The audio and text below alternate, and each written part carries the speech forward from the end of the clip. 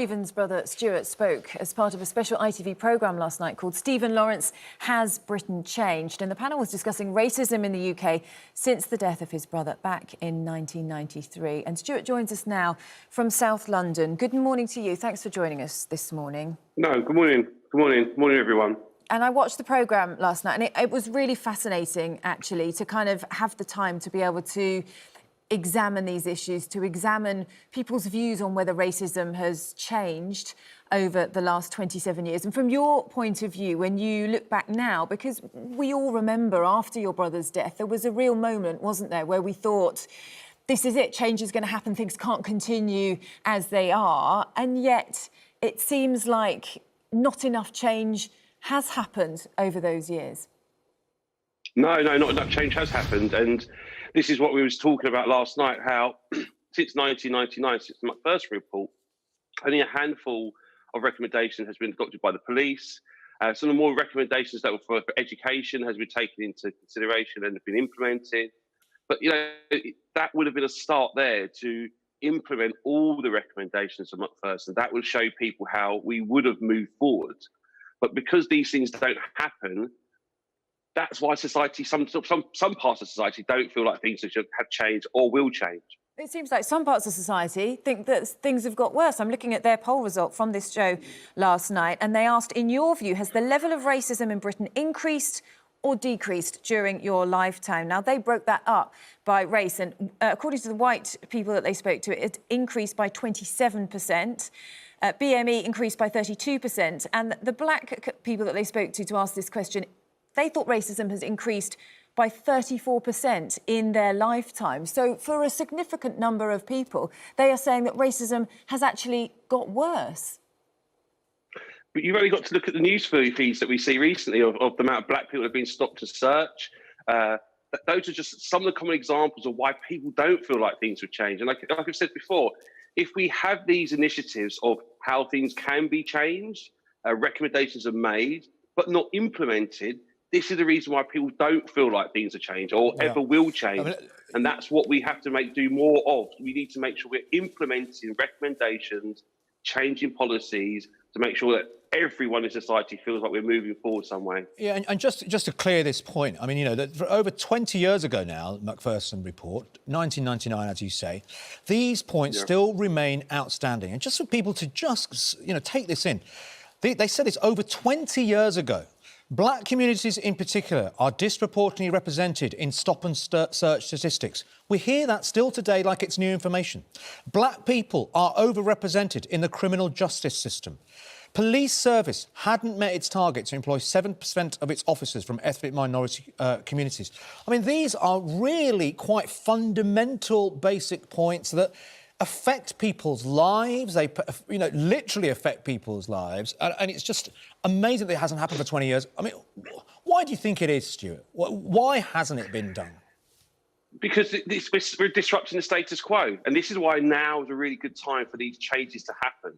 We're now looking for that, and I don't really like that phrase, but the new type of normal, the way things we can go forward now since Corona has affected our lives. And that's why now is the time to really put forth these changes, really go, right, okay, cool. And who do you think should make these changes? I mean, do you have faith in Boris Johnson and his government and the Prime Minister, for example?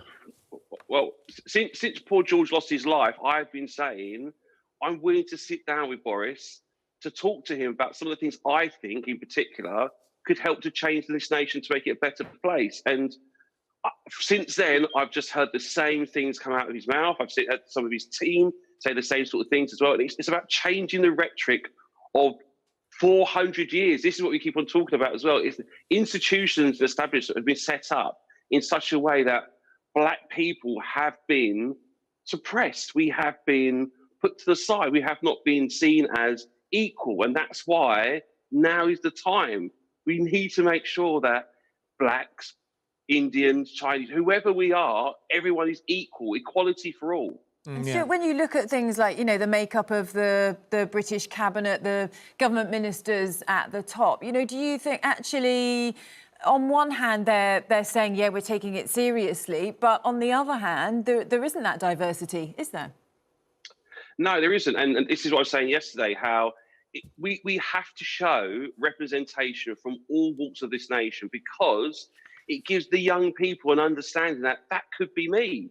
I could get to the top table. I could get to be in the FTSE 100 companies. I could be running a company, be a CEO of a company. These are the things that we need to do. I also say to people all the time, I became a school teacher because I remember at school, there was one black school teacher. So that was my aspiration, to be a teacher. I never had aspirations to be a deputy head teacher or a head teacher because I never saw it in my lifetime. So wouldn't it be great that we could show our young people all the possibilities that they could become, rather than just being either into music or into football? That's the limits of your abilities. Yeah.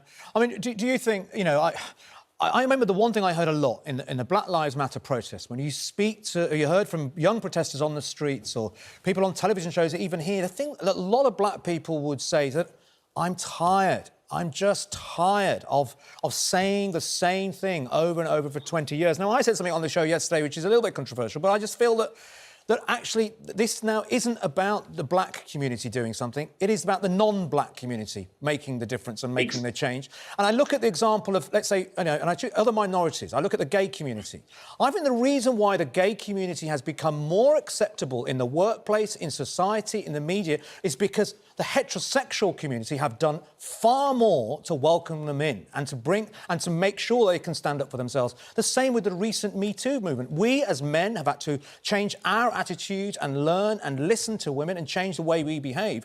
And from a race point of view, is the solution real at the end of this? Stuart, you can shout as much as you like. We can see as many protests as we like, but it's the non-black community changing their behaviour and making those changes to see a better future in this country. Exactly. We're 3% of the country. So therefore, if we're only 3%, how can we enforce this change that we're looking for? We need allies. We need more people to understand. And you're exactly right. We are sick and tired of talking about the same things over and over again. And this is why I keep on saying, this fight isn't my son's fight. This is my fight here and now. As adults, we know what needs to be done, and we just need to get it done.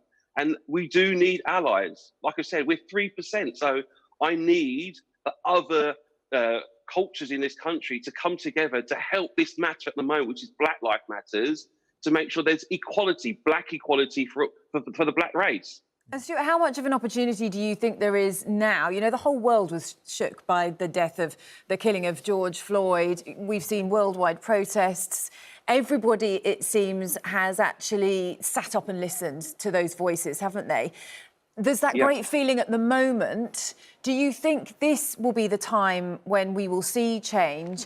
Or do you feel like, we all thought that, didn't we, 27 years ago, that this was the time for change? And then 27 years later, we're still talking about the changes that need to be made. Do you fear that that might happen again? That, a few years down the line, we might be saying, what happened? Why haven't we implemented the changes that everyone was calling for as part of those protests? No, definitely, because, and this is what also we need to say as well, it's not going to happen overnight. This is not going to be the end next week where we say, oh, everything's better.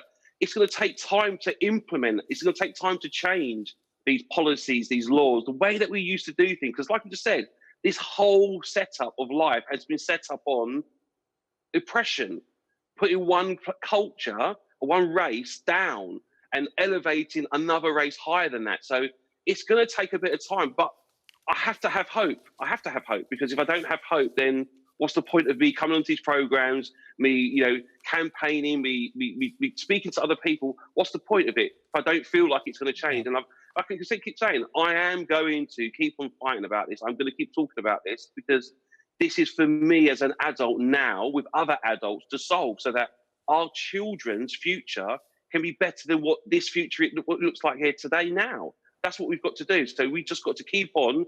Like I said, I'm going to keep on speaking out and saying that I do believe Boris, he's my best port of call, because if we go to the top and it starts from there, it will have a beautiful crescendo effect where it will then reach all the other places that we want to reach to, the education, the policing. All these things will change.